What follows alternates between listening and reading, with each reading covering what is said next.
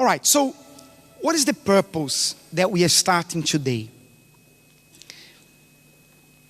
You know, in the world there is good and evil. If you believe in God, you must believe that the devil exists. It's impossible, and I'm going to say this again, it is impossible for you to believe that there is a God, that God exists, and there is no evil. It's impossible, impossible, impossible, impossible. Why? Because when we look at the world and we see the things that happen, the tragedies, disgraceful things, it's impossible that there is no evil. But Bishop, I don't think it's the devil, I think it's man. Men are used by evil, but men are not evil. For example, when a child is born, a child is innocent. Babies are innocent, they are not evil. As they grow up and they live among us, that's when they learn, or they are influenced by this negativity that makes life so horrible. For example, you teach your child to speak, don't you? The child is there and then you start teaching him. Say, mama. What is the first word that every child speaks? Huh? Now we have a dilemma here. Some of you are saying mama, others are saying dada. Huh? Which one did you speak first? How do you remember? So you teach your child to speak. You teach your child to walk. Do you teach your child to lie? Do you take your baby and say, now pay attention, daddy will teach you now how to lie, how to deceive, how to answer back. Do you do that? But they do that. But you did that. You lied, you deceived. Why? Because of the way that the world is. Are you understanding? But just like negativity also enters a person's life, good also can enter us through God. Now the key is, how does negativity enter? How does evil enter? Because if I don't allow it, it will not enter. How does it enter? You arrive in your home and you notice that someone has broken into your house. The first thing you do, you call the police, you find out what's missing. And once you realize what's missing, what do? You find out, you try to find out, how did the person broke in? How did he come in? How? Was it through the window? Was it through the door? Did I leave the door open? And once you realize that, then the next step will be what? How to close it, so that he's not going to come back again. The criminals, when they break into a place, which is very easy, the tendency is for them to come back again. Right? Because it's easy. So, in the same way, evil works. When it comes in, when it finds a way to come in, it will want to be inside and always coming back. Now, what are the ways for evil to come in? There are many doors. Not only 5, there are many doors. But we have identified here 5 doors that we are going to be talking about on Sundays and helping you to overcome them on Fridays. Amen? And you're going to understand. I know that it sounds, when you open there, the first one, when you scratch the paper there, you say, oh, I know that. But I'm going to talk about it so you can have an understanding of it. Amen? Are you ready? Okay, so let's open the first one there. Did you get it? What is it? It is the mind. I'm going to explain to you more about it. You want to make a test? Close your eyes, please. All of you, close your eyes. Close your eyes. Not only one, both. Now, think about the nicest place you have ever visited. Nicest one. That one. The best place you have ever been. Can you hear the noise of the waves? If you are there, can you hear? Can you feel the wind? Close your eyes, Mom. Think about it. Think about the day you met the love of your life, if you have already met.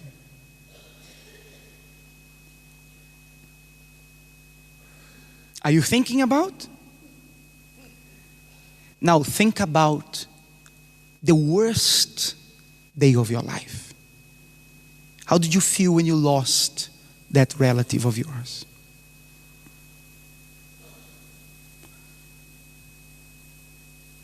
Think about the day that you made a big mistake. Maybe that sin that you committed, which you still remember until today. Maybe it affects you until today. Think about it. Can you? Open your eyes. Can you? Could you go there? But you are still here, North London, Rainbow Theatre. And your mind has just now taken you wherever you wanted to go. Is it true or not? If you close your eyes, your mind can take you anywhere. Absolutely anywhere. And the problem is that it doesn't only take us to good places, but it takes us also to bad places. It takes us back to our past, to our mistakes, to our failures. When you try to do something new, then your mind takes you to your disappointments of the past. Our thoughts control us. Our thoughts determine what our life will be. And the devil, very intelligently, because he's very wise, wiser than you can think, he uses the mind. For example, you look at someone, you look at this person next to you. Look at her. You see someone with a makeup, the lipstick there, hair done, everything nice. But you have no idea what goes on where? Inside here. This little thing here, which for some people it's bigger, others a bit smaller, right? But this little thing here, you have no idea. For example, I'm looking at you right now, and you are all like this. But maybe some of you are thinking, what a load of rubbish this is. Am I wasting my time here and so on? Maybe that's what you're thinking about. Maybe you are looking at me, but you are thinking about what you're going to cook to your husband, because your husband is going to wake up soon and there is no food for him. Which means your mind can be anywhere, can go anywhere. And that is a vehicle, that is an instrument that evil uses to affect us. For example, Job said once, what I fear the most has come upon me. When you keep thinking that things will not work, they don't work. Have you noticed that? You keep saying to yourself, no, it's not going to work, it's not going to work, it's not going to work, it's not going to work. You know, something's going to happen. And it exactly as you say, as you think. On the other hand, when you keep thinking, I'm going to make it, I'm going to break through, I'm going to win that race, I'm going to go there, I'm going to speak. Your mind is controlling you in such a way that things work the way you want. Is it true or not? It's here. Here, this is a source. This is a way for negativity to enter a person's life. Someone once said,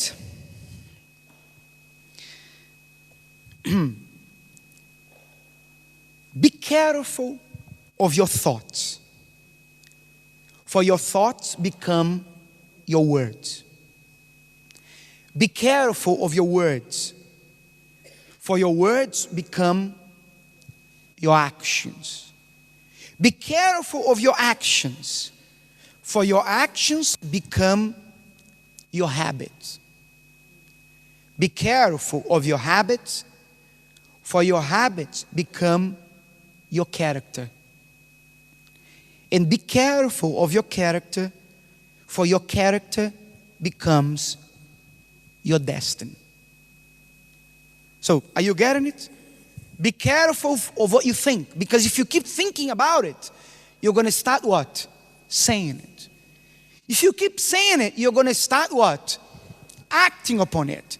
If you keep acting upon it, that you become a habit. And if it becomes a habit, then it's not only doing it once in a while, it was a mistake, it's a habit. And if you have that habit, that becomes your character. That's who you are. And if that's who you are, your character, you determine where your destiny will be. So everything starts where? In here. Starts in your mind. Are you understanding? The Bible says, Paul said, do you have your Bible with you? Open there in the book of 2 Corinthians chapter 10. For the weapons of our warfare are what? Are not carnal, but mighty in God for pulling down strongholds, casting down arguments and every high thing that exalts itself against the knowledge of God. Now look what he says next. Bringing what? Every thought into captivity to the obedience of Christ, and being ready to punish all disobedience when your obedience is fulfilled. So one advice that Paul gives us is that we need to bring all our thoughts into captivity, which means you need to keep your thoughts imprisoned. Why? Because if you let them run by themselves, you get into trouble. So I try to do this with my life, because thoughts, they come to everybody. Just like bad thoughts come to you, they come to me also. They come to Bishop Macedo, they came to Jesus, they came to Paul, they came to Peter, they came to everybody. Because it's impossible for us not to have bad thoughts. Some people think, oh, I have a bad thought, so I'm sinning, I'm not worthy of God's presence. No, they come to us. They come to me. They will come to you, right? So for example, sometimes you are reading something and a bad thought comes to your mind. So have you sinned? Not necessarily. Remember, they have to materialize in you so that you end up sinning. Understood? So we need to avoid them. You need to bring them in captivity and say, no, you're not going to control me. I'm not going to do what I'm thinking about doing right now. I'm not going to do it. And this is how we protect our salvation. For example, there was a time when Jesus was going to be arrested. He was there in the garden. And he knew what he was going to go through. That he made a prayer. He said, Father, if possible, take this cup away from me. Remember that? Why? Because he was thinking about what he would go through. So there was this thought in his mind of not doing it. But then immediately, what did he do? He said, but let not my will be done, but your will.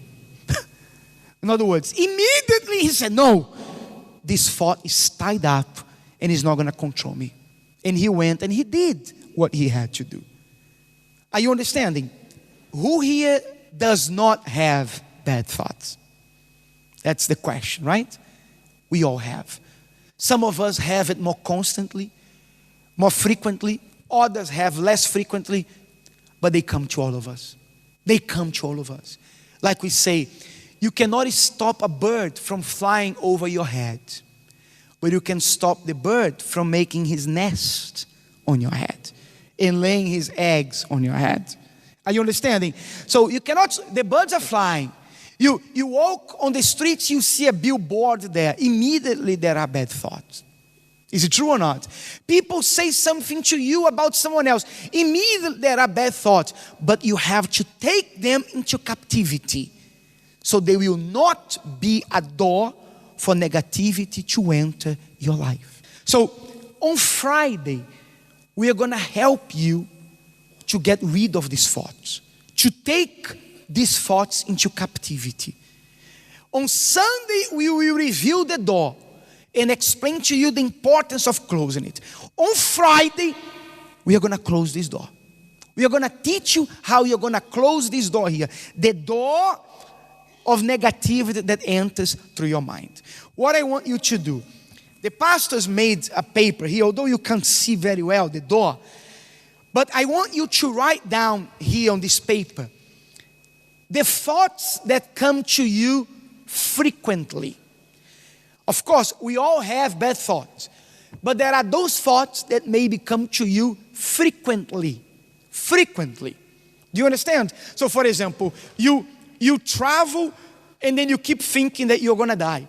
Some people like this, they board a plane and they start thinking, it's going to crash, it's going to crash, it's going to crash. Is it true or not? Others, they're going to drive and they say, I'm going to crash. What kind of thoughts do you have frequently? Maybe your husband goes to work like my mother. You think that he's being unfaithful to you. You think you're going to lose your job. You know, those thoughts, the thoughts of adultery, the thoughts of pornography, of what is unclean, they keep coming to your mind. You don't want them anymore. Any kind of thought, anything has to do with your life, you're going to write it down. And I'm just sorry because I just saw this paper now. I think the paper is even too small for the kind of thoughts that we may have, right? So you can write here, you can write at the back, or you can use your own paper to do so. But you're going to bring with you on Friday, because on Friday we are going to bring these thoughts into captivity. Into captivity. We cannot eliminate them 100%, because they're going to be always what? Flying over our head. But whatever eggs have been laid on your head, we are going to break those eggs and we are going to make a good omelette out of them. Amen? Are you understanding? When God took the people out of slavery, out of Egypt, the first month or the first weeks, the first days after they left Egypt, they were in the desert. And the Bible says that they were hungry. The people were hungry. And they started complaining that there was no meat. And if you see when they left slavery, they always complained, oh, we wish we were back in Egypt. We wish we were slaves again. And God got angry with them. So in the first days of their new life, they started complaining. And maybe you are in the first days of the year and you're already complaining. Oh, I don't see this happening. Oh, instead of complaining, we must be fighting for what we want. So the people complained, and they doubted God's power. They doubted God's provision, complaining that there was no meat to eat. Then look what God says there.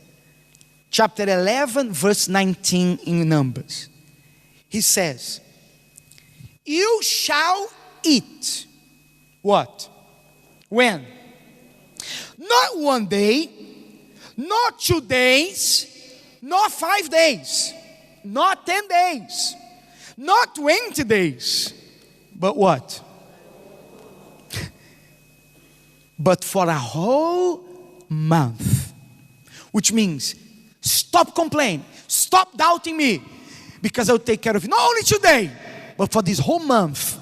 There will be meat, there will be food for you. Because I am what? The provider. Amen? And he continues. Until it comes out of what?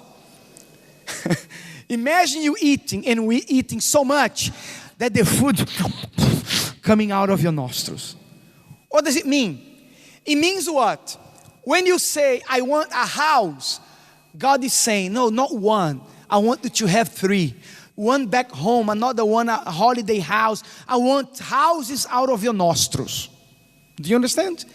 I want a car, not one car. You need to have your car that you go to work. You need to have your family car and a convertible car so that when the sun shines in London, which is not very often, you can go around. In other words, you need cars out of your nostrils. I want more clients. You need more business, not only more clients. That's what it's saying. You're going to have so much that it will come out of your nostrils. Right? And what? And becomes loathsome to you, which means it will become, money, car, the things. You're not going to even care about it because you have so much. Everything in this world must become loathsome to us, which means our heart is not attached to it. We shall not be attached to anything of this world. Only those who don't have much, only those who have so little, oh my God. For example, you have only one thing. You are so attached because if you lose that, you lose everything. Your situation must never be like that. You must live so comfortably that if you lose your travel car, it doesn't matter. If the person doesn't matter, because that is nothing to you. The only thing that cannot be loathsome to you is God, is the presence of God. The other things, they are nothing. They are just instruments in our hands. Amen? And he continues there. Because you have despised the Lord who is among you, and have wept before him, saying, why did we ever come up out of Egypt? Which means God feels very sad when we doubt his power, when we doubt his provision. When you start thinking, oh, it's not going to work, where is God? You must feel very sad. Just like he felt when the people started complaining. It's like he took them out of Egypt. Would he not provide food for them in the desert?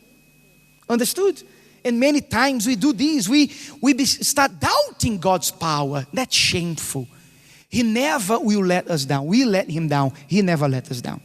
Amen? Numbers 11:23. What did he say there? Read aloud. And the Lord said to Moses, has the Lord's arm been shortened? Now, not tomorrow, now you shall see whether what I say will happen to you or not. Which means God is saying, you will see it now. So during this week of what it is written, you shall see now. During this week, the blessings of God upon your life. Not the end of the year, not next year. We shall see it now. Something has to happen to you during this week in the lives of those who believe. Amen? Are you understanding? Do you need meat? He will give to you. Because his hands are not what? Too short. His hands are not, his arm is not too short that he cannot help you. He will help you and you shall see it, and you shall see it now.